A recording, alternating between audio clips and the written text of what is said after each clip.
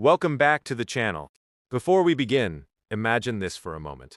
What if the most feared enemy of an empire was not an army, not a king, not a rebellion, but a helpless infant sleeping in a basket? What if the ruler who commanded thousands of soldiers unknowingly raised the very child destined to challenge his throne? And what if the palace that symbolized absolute power became the home of the one chosen by God to confront tyranny? This is not a legend. This is not mythology. This is one of the most remarkable stories in human history. The story of Musa Moses, the child who grew up in the palace of the very man who sought his death. Tonight, we journey back thousands of years to ancient Egypt, where power seemed unstoppable, where kings claimed greatness beyond imagination, and where a frightened mother placed her trust entirely in God. This is the Prince of Egypt Musa, raised in Pharaoh's palace. Long before the birth of Musa Moses, the children of Israel, known as Bani Israel, were living in Egypt. Their story stretched back generations to Yusuf Joseph, the noble prophet who had risen from slavery to become one of the most powerful officials in Egypt. Through God's wisdom, Yusuf Joseph saved Egypt from devastating famine and brought his family to settle there. Among those who came was his father Jacob, along with his descendants. Years passed, then decades, then centuries. The generation that remembered Yusuf Joseph disappeared. New rulers emerged. The gratitude once shown to the descendants of Jacob slowly faded. The population of Bani Israel continued to grow. They became numerous, strong, visible. To the rulers of Egypt, this growth began to appear threatening. The Pharaoh of Musa's era viewed them with suspicion. Instead of seeing loyal subjects, he saw a potential danger. Instead of cooperation, he chose oppression. The children of Israel were gradually reduced to a life of hardship. Many worked as laborers. Many endured humiliation. Many suffered under cruel policies designed to keep them weak. The Quran describes Pharaoh as an arrogant ruler who divided people into classes and oppressed one group among them. His power was immense. His authority seemed unquestionable. Yet history repeatedly demonstrates that earthly power often fears what it cannot control. According to Islamic traditions, Pharaoh became increasingly disturbed by reports and signs suggesting that a child from Bani Israel would one day bring an end to his dominance. Whether through dreams, predictions, or growing fears, the result was terrifying. A decree was issued. Every newborn male among the children of Israel was to be killed. Imagine the atmosphere that spread through the homes of Bani Israel. Mothers lived in fear. Families hid pregnancies. Every birth became a moment of anxiety. The cry of a newborn child could attract deadly attention. It was into this dark world that Musa Moses was born.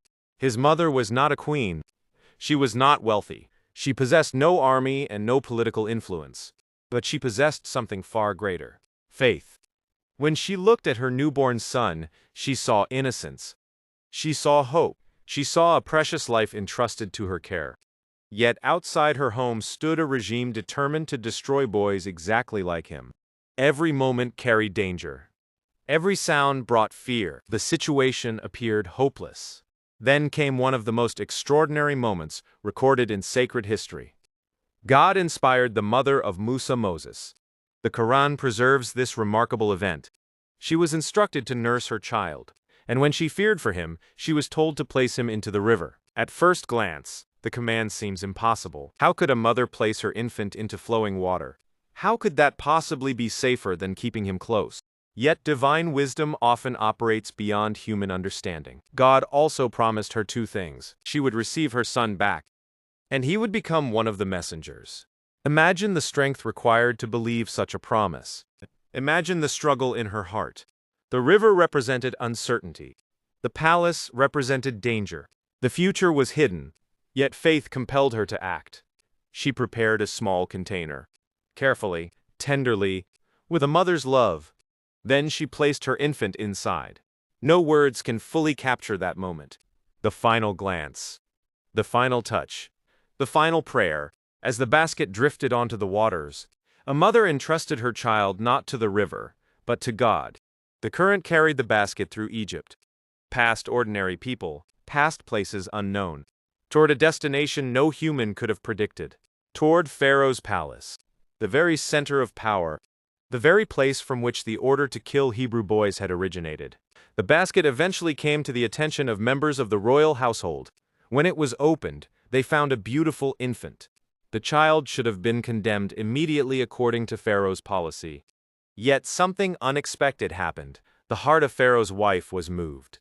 Islamic tradition identifies her as Asiya bint Muzahim, one of the most honored women in history. When she saw the child, compassion filled her heart. She pleaded for his life. The Quran records her words in essence: the child could be a comfort to them. Perhaps they might adopt him. Perhaps he would bring benefit. And so the child marked for death was spared. Not by chance, not by luck, but through divine planning. The irony was extraordinary. Pharaoh sought to eliminate a future threat, yet the future messenger entered his own household. The ruler who feared prophecy became part of its fulfillment. The child remained alive, safe, protected, and cared for within the royal environment of Egypt. Meanwhile, the mother of Musa, Moses, endured unbearable emotional pain. The Quran describes how her heart became overwhelmed. Any parent can understand this feeling. She knew her son was alive somewhere, yet she could not see him. She could not hold him. She could not know his condition. Her trust in God was constantly tested. To make matters even more difficult, the infant, Musa, Moses refused to nurse from the women brought to feed him. One after another, attempts failed. The palace became concerned.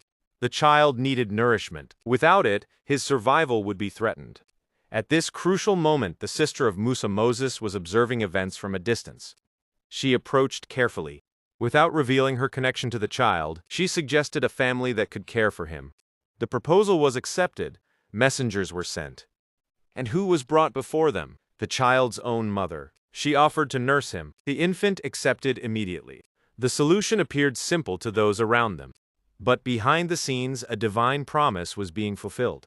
The mother who had released her child into the river was reunited with him. The child returned to her arms. Her fear was replaced by reassurance.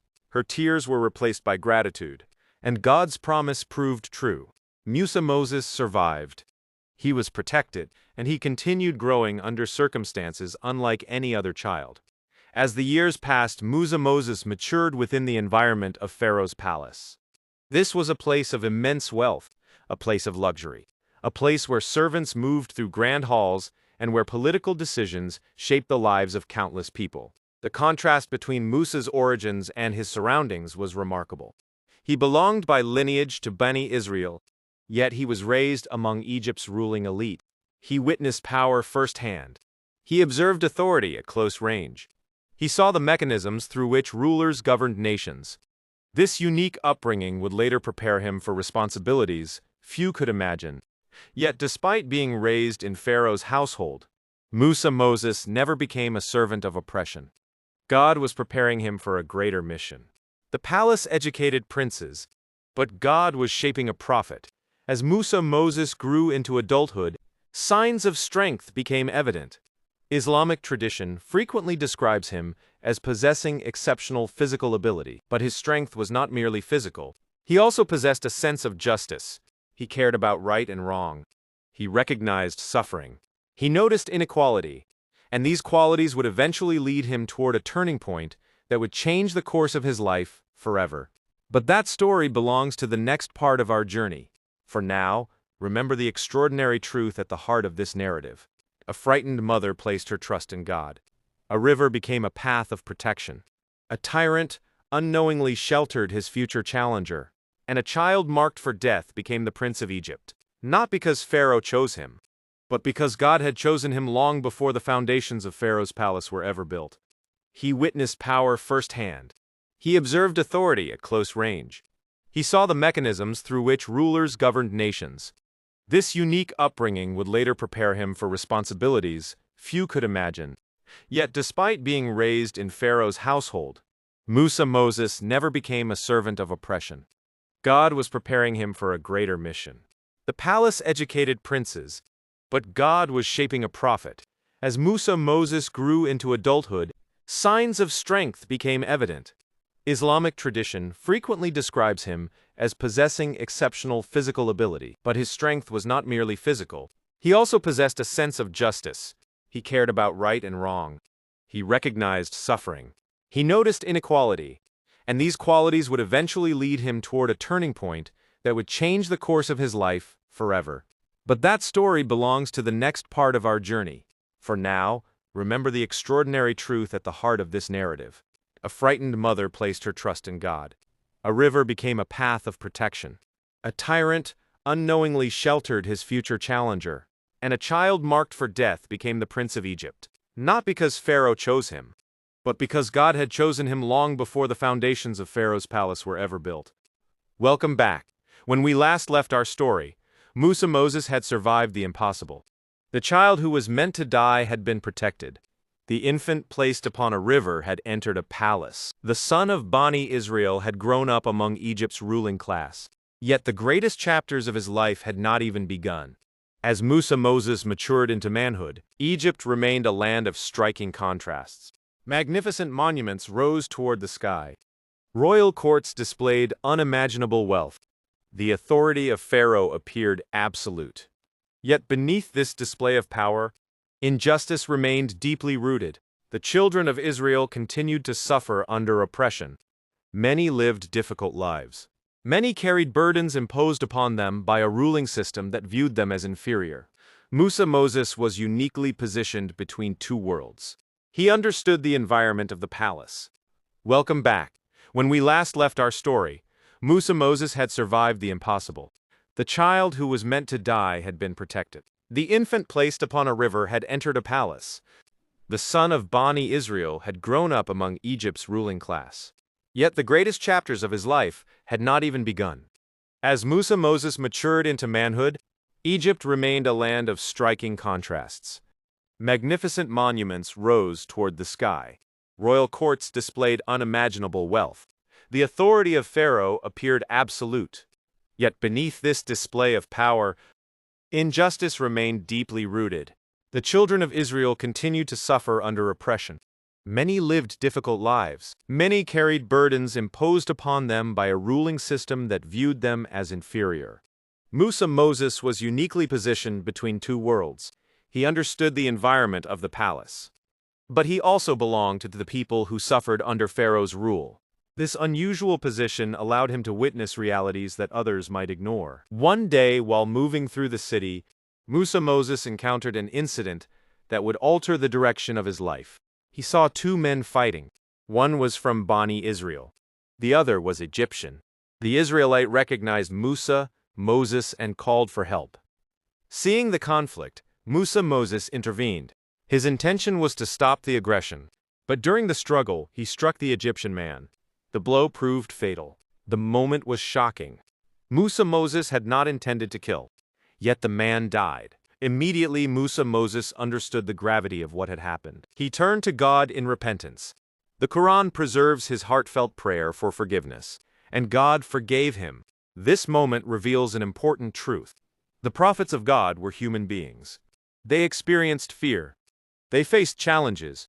They sought God's forgiveness.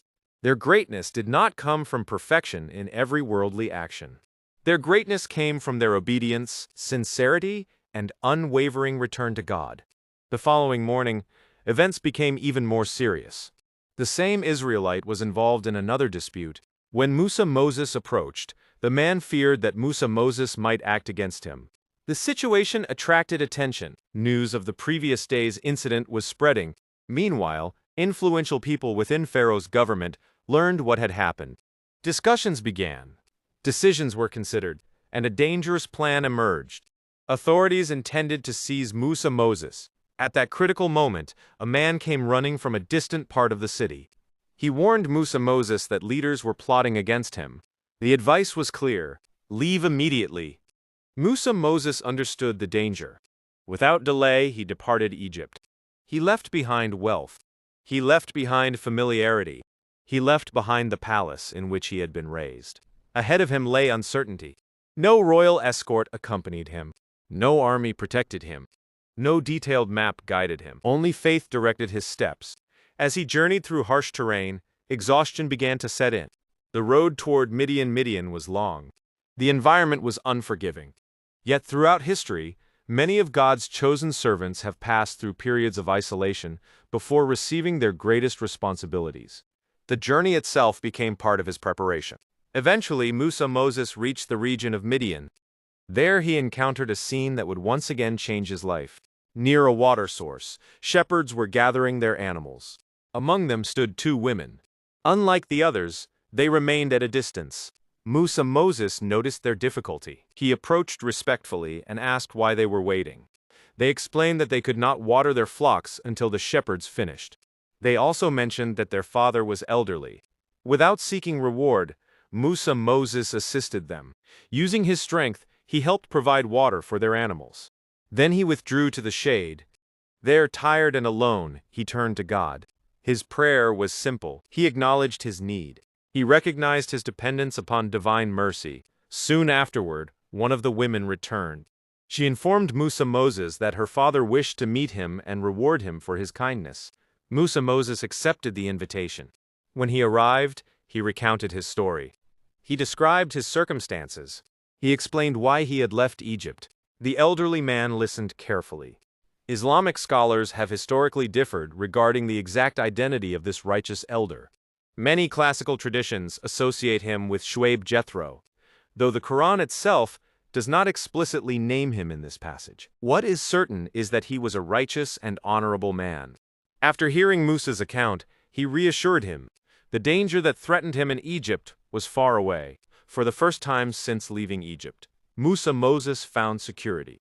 In time, the elderly man offered Moses employment. He proposed that Musa work for him for a number of years. He also offered one of his daughters in marriage.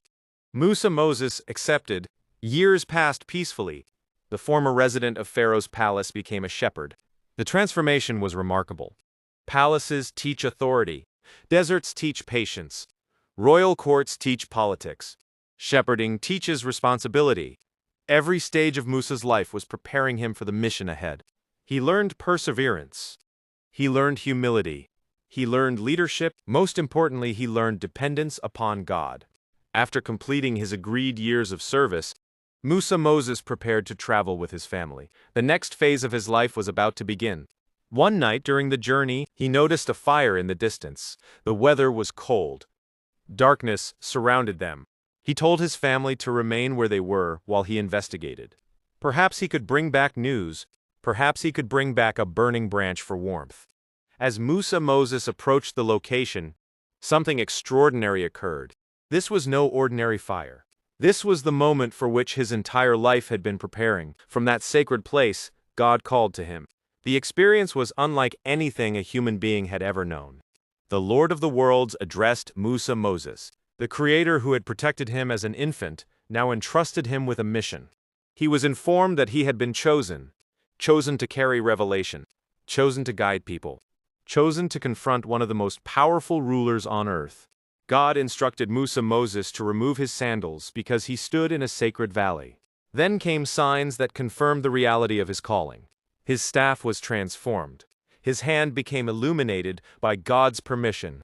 These miracles were not meant for entertainment. They were signs of divine authority.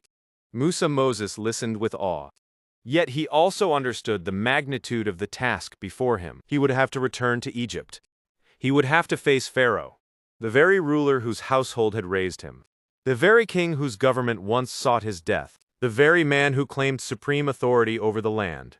Recognizing the challenge, Moses prayed for assistance.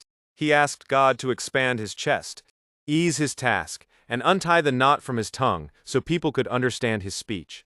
He also requested that his brother Aaron accompany him and assist him in the mission. God accepted his prayer. The two brothers would stand together. Soon they would walk into Pharaoh's court. Soon truth would confront arrogance.